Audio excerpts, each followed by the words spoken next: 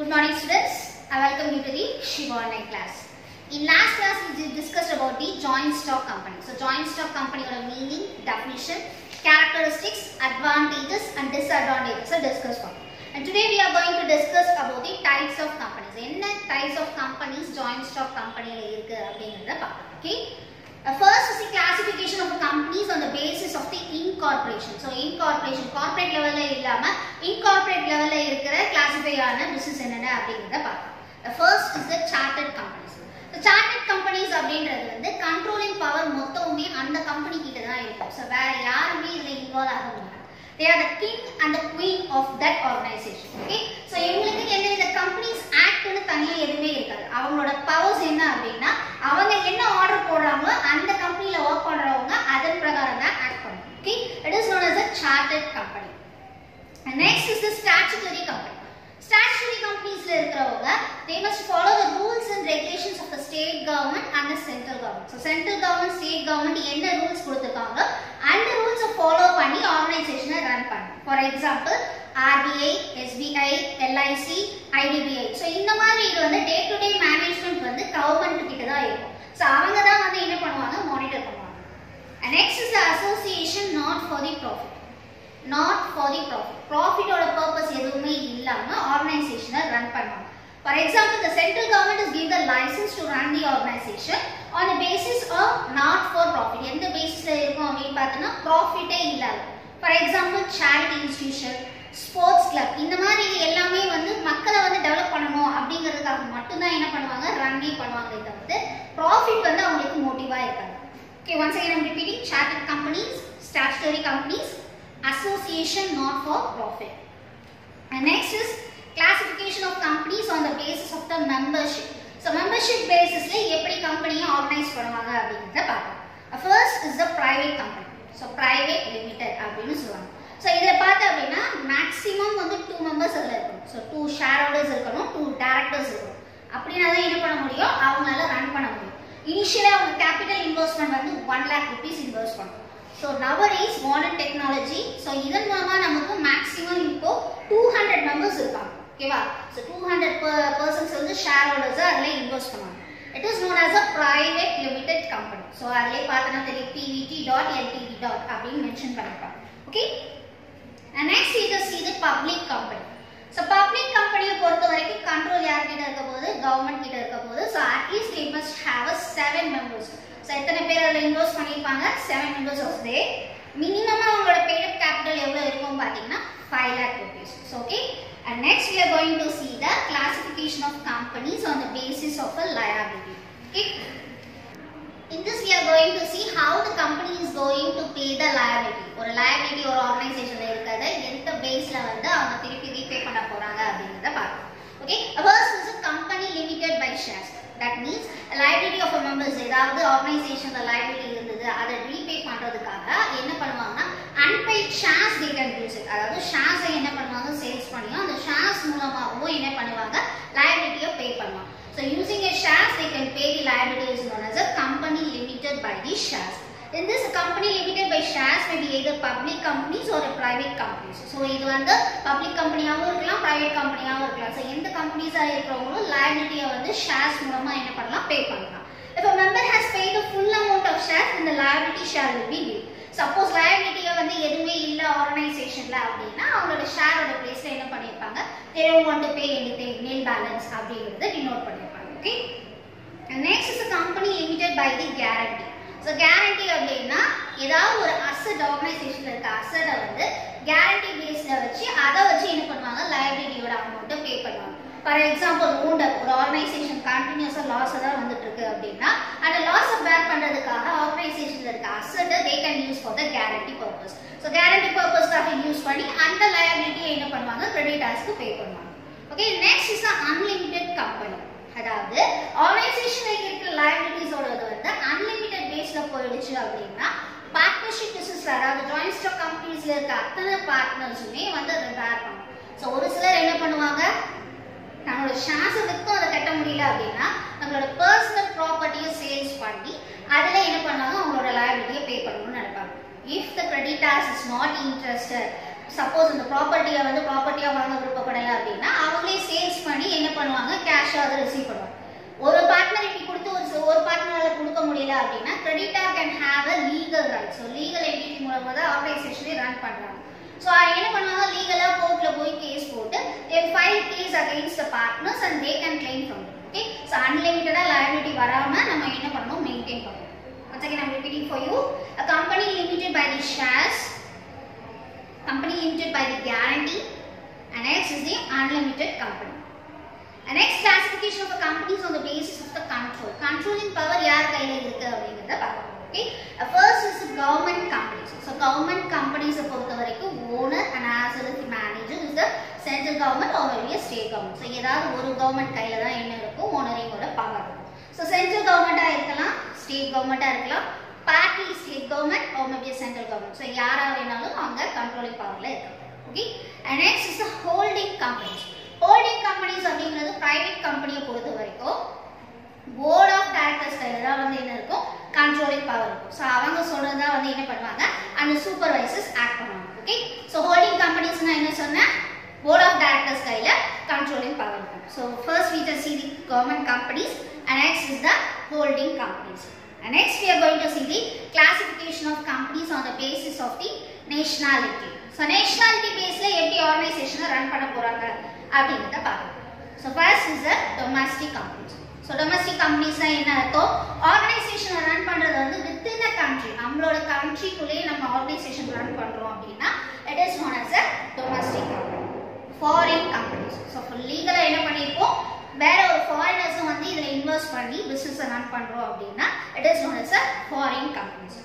So in this skill வந்து companies incorporated or maybe a memorandum. Okay, when doing an organization in the foreign countries we must register our company in the as per the company law. So company law பிரகாரம் என்ன பண்ணிக்கணும், ஆர்கனைசேஷனை register பண்ணி அந்த டாக்குமெண்ட்டை வச்சு தான் நம்ம ஃபாரினர்ஸை invest பண்ண வைக்கணும். Okay, listen. A foreign company means a company which is incorporated in a country outside India under the law of that country. So நம்ம நாட்டு மட்டும் இல்லாம அதர் கண்ட்ரீஸ்ல இருக்க லாவையும் நம்ம என்ன பண்ணணும், ஃபாலோ பண்ணி அதன் பிரகாரம் தான் நம்ம வந்து business a certified copy of the character or maybe the statutes under which the company is incorporated or the memorandum and articles of the company translated into English. That means ஒரு ஆர்கனைசேஷனை run பண்றதுக்கு memorandum of association ரொம்ப முக்கியமானது. அதே மாதிரி articles of association is also most important. So ஒரு foreign companiesல வந்து நம்ம business பண்ண போறோம் அப்படிங்கறப்போ இந்த டாக்குமெண்ட்ஸ் எல்லாமே நமக்கு பெர்ஃபெக்ட்டா இருக்கும். And next the full address of the register office of the company. Organisation எந்த இடத்துல ரன் பண்ண போறாங்க அதோட ரெசிடென்ஷியல் அட்ரஸ் ஃபுல் ஃபார்ம்ல அதெல்லாம் மென்ஷன் பண்ணிருக்கோம். And next the list of directors and secretary of the company. Directors யாரு, secretary யாரு அப்படிங்கறதையும் என்ன பண்ணிருக்கோம் அதெல்லாம் மென்ஷன் பண்ணிருக்கோம். And next is the name and address of any persons of the resident of India. So foreign companiesல நம்ம invest பண்ணனாலும் resident of இந்தியால யாராவது ஒருத்தர் இதுல இன்வெஸ்ட்மென்ட் பண்ண போறாரு அப்படின்னா அவரையும் நம்ம என்ன பண்ணிருக்கோம், மென்ஷன் பண்ணிருக்கோம். Okay, and next is the multinational companies. So multinational companies அப்படினா it should be operates more than one country. ஒரு country இன்வெஸ்ட் பண்றது மட்டும் இல்லாம it can be individualityயா என்ன பண்ணிருப்பாங்க, நிறைய countries வந்து இதல இன்வெஸ்ட் பண்ணிருப்பாங்க. Nowadays MNC companies is playing a major role. Okay, இதனால என்ன ஆகும் அப்படினா large scale industry increase ஆகி industrial levelல நம்ம growth ஆகும். National development as well as the business will be developed. Okay, once again I am repeating for you, domestic companies, foreign companies, and next is the multinational companies. And next we will see the memorandum of association. So memorandum of association அப்படினா லீகலா நம்ம என்ன பண்ணிருக்கணும், ஆர்கனைசேஷனை நம்ம register பண்ணிக்கணும். அந்த legal டாக்குமெண்ட்டுக்கு பேர் தான் வந்து என்னது, memorandum of association அப்படின்னு சொல்லுவாங்க. Listen, a memorandum of association is a legal document prepared in the formation and registered process of a limited liability at the company to define its relationship. So இது ஒரு legal document. இதுல என்ன இருக்குன்னு சொன்னேன், எப்படி company form பண்ணிருக்காங்க and as well as the registering process என்னென்ன இருக்கு அப்படிங்கறத இதுல மென்ஷன் பண்ணிருக்காங்க. Okay, it reveals what powers it has, what activities the company is permitted to undertake. So என்னென்ன powers இருக்கு, இந்த ஆர்கனைசேஷன்ல என்னென்ன ஆக்டிவிட்டீஸ் பண்ண போறாங்க அப்படிங்கறத சொல்லிருக்காங்க. So it is a primary document of a company. So இந்த டாக்குமெண்ட்ஸ்ல என்னென்னலாம் மென்ஷன் பண்ணிருப்பாங்க அப்படிங்கறத கவனிங்க. The first is the name class. That means name of a company. Register என்ன பண்ணிருக்கோம், ரெஜிஸ்டர்ல என்ன எழுதிருக்கோம் அப்படிங்கறத அந்த கம்பெனியோட நேம் மென்ஷன் பண்றது தான் வந்து என்னது, name class. And situation class. class, in which place the organization is to be located. So location of the company as per the registered. So என்ன legal document ல என்ன register பண்ணிருக்காங்க, அந்த ஆபீஸ் எங்க லொகேட் ஆக போகுது அப்படிங்கறத மென்ஷன் பண்ணுங்க. Okay. And next is the objective class. மெயினா ஆப்ஜெக்டிவ்ஸ் அந்த ஆர்கனைசேஷனுக்கு என்னென்னலாம் இருக்கோ அது எல்லாமே என்ன பண்ணணும் அதுல டினோட் பண்ணிக்கலாம். And as well as what are the rules and regulations which has been given by the government and what are the duties and responsibilities for the employees எல்லாமே என்ன பண்ணிருக்கோம் அதுல மென்ஷன் பண்ணிருக்கோம். It is known as the objective class. And next is the liability class. Liability எப்படி எல்லாம் liability பே பண்ண போறாங்க as per the shares மூலமாவோ இல்ல guarantee மூலமாவோ இல்ல அவங்களோட ப்ராப்பர்ட்டிஸ் வச்சியோ என்ன பேஸ்டா அவங்க liability பே பண்ணுவாங்க அப்படிங்கறத அதுல மென்ஷன் பண்ணிருப்பாங்க. Okay. Suppose ஆர்கனைசேஷன் அவங்களால ரன் பண்ண முடியல டிசால்வ் பண்ணும்போது ஷேர்ஸை எப்படி அந்த பார்ட்னர்ஸ்க்குள்ள அந்த லயபிலிட்டியை பே பண்ணிட்டு எப்படி அவங்க ஷேர் பண்ணுவாங்க அப்படிங்கறதையும் அதுல மென்ஷன் பண்ணிருப்பாங்க. And next is the capital class. So capital classனா அந்த ஷேர் ஹோல்டர்ஸ் வந்து அவங்களோட கேபிட்டல் அமௌண்ட்டை எவ்வளவு அதாவது ஆத்தரைஸ்ட் கேபிட்டல் அவங்க எவ்வளவு இன்வெஸ்ட் பண்ணிருக்காங்க அப்படிங்கறத மென்ஷன் பண்ணுது. So state the capital of the shareholders and as well as the nominal value of the per share. So shares அவங்க purchase பண்ணிருக்காங்க அப்படினா per share ஓட வேல்யூ என்ன அப்படிங்கறது அதுல டினோட் பண்ணிருப்பாங்க. Okay. And next is the association class. Association அப்படினா என்ன பவர்ஸ் அவங்களுக்குள்ள இருக்கு எத்தனை பேர் அத ரன் பண்ண போறாங்க அப்படிங்கறத மென்ஷன் பண்ணுது. Okay. Shareholders willingly and to form the new company. எப்படி அவங்களுக்குள்ள willingness இருக்கு அவங்க எப்படி அந்த ஆர்கனைசேஷனை அசோசியேஷனா மாத்தி அவங்க என்ன பண்ண போறாங்க ரன் பண்ண போறாங்க அப்படிங்கறத பார்க்க போறோம். So if it is a public company இருந்துச்சுனா 7 members they have it and if it is a private company means 2 members. So minimum நான் சொல்றது இது. So minimum இந்த ஆர்கனைசேஷனை ரன் பண்ண போறதுக்கு அவங்க இத்தனை மெம்பர்ஸ் வச்சுனா ரன் பண்ணணும். And moreover என்ன பண்ணனும் விட்னஸ்க்காக ஒருத்தர் கிட்ட கட்டாயம் சைன் வாங்கி தான் இந்த லீகல் டாக்குமெண்ட்டை பாஸ் பண்ணவே. Okay, once again I'm repeating the content. First is the name class, second is the situation class, third is the objective, and fourth is the liability class, fifth is the capital class, and last is the association class. And next we just see the articles of association. So articles அப்படினா என்னென்ன duties and responsibilities இருக்கு. So எப்படி இந்த கம்பெனியை அவங்க register பண்ண போறாங்க. So register பண்ணும்போது அந்த லீகல் டாக்குமெண்ட்ஸ்ல என்னென்ன கண்டென்ட்ஸ் எல்லாம் இருக்கணும் அப்படிங்கறத சொல்றோம். Okay, is it first amount of shares, capital, value and types of shares. So first எவ்வளவு capital இன்வெஸ்ட் பண்ணிருக்காங்க, what type of shares, preference share, dividend share, equity share, எந்த type of shareல அவங்க invest பண்ணிருக்காங்க, what is the value for that capital. Okay. And next is the right of each class of the shareholders regarding the voting, dividend, return of capital. ஒவ்வொரு ஷேர்ஹோல்டர்ஸ்க்கும் இந்த ஆர்கனைசேஷன்ல இருக்கிற rights அவங்களோட voting power அவங்களுக்கு எவ்வளவு interest வர போகுது and moreover அவங்க எப்படி டிவிடெண்ட பிரிச்சுக்க போறாங்க. Okay. And next is rules regarding the issue of shares in the debentures. So next என்ன பண்ணிருப்பாங்க rules and regulations ரொம்ப முக்கியம். அவங்களோட ஷேர்ஸோ இல்ல டிபெண்டன்ஸோ ஏதாவது ப்ராஃபிட் earn பண்ணிருந்தாங்க அப்படினா அதை எப்படி அவங்க ஷேர் பண்ணிப்பாங்க அப்படிங்கிறது. Okay. And next the procedure as well as the regulations in the respect of making a calls on shares. Suppose ஒரு சில ஷேர்ஸ் வந்து அவங்களால பே பண்ண முடியல கால் ஆஃப் பண்ண போறாங்க அப்படினா என்ன ப்ரொசீஜர்ஸ் அவங்க ஃபாலோ பண்ணனும் அப்படிங்கறத அதுல மென்ஷன் பண்ணிருப்பாங்க. And next is the borrowing powers of the company. அந்த ஆர்கனைசேஷனுக்கு என்ன லெவல் இருக்கோ அந்த அமௌண்ட் தான் என்ன பண்ண முடியும் borrow பண்ண முடியும். And next rules regarding the appointment, remuneration, removal of the directors. So ஒரு புதுசா ஒரு மேனேஜிங் டைரக்டர் நம்ம அப்பாயிண்ட் பண்ண போறோம் இல்ல இருக்குறவங்க நம்ம வந்து டீசெலக்ட் பண்ணி நீங்க வேண்டாம் அப்படி பிசினஸ் பண்ண போறோம் அப்படினா எல்லா ரூல்ஸுமே அதுல என்ன பண்ணிருப்பாங்க மென்ஷன் பண்ணிருப்பாங்க. And next is the seal of the company. So ஒரு ஆர்கனைசேஷன்ல நான் ஏற்கனவே சொன்னேன் seal is the most important. அந்த சீலை போட்டு தான் என்ன பண்ணிருப்பாங்க அந்த போர்ட் ஆஃப் டைரக்டர்ஸோட சிக்னேச்சரே மென்ஷன் ஆகும். சோ அந்த ஆர்கனைசேஷனோட சீல் என்ன அப்படிங்கிறது என்ன பண்ணிருப்பாங்க ஆர்டிகல்ஸ் ஆஃப் அசோசியேஷன்ல மென்ஷன் பண்ணிருப்பாங்க. Last is the procedures regarding the winding up of the company.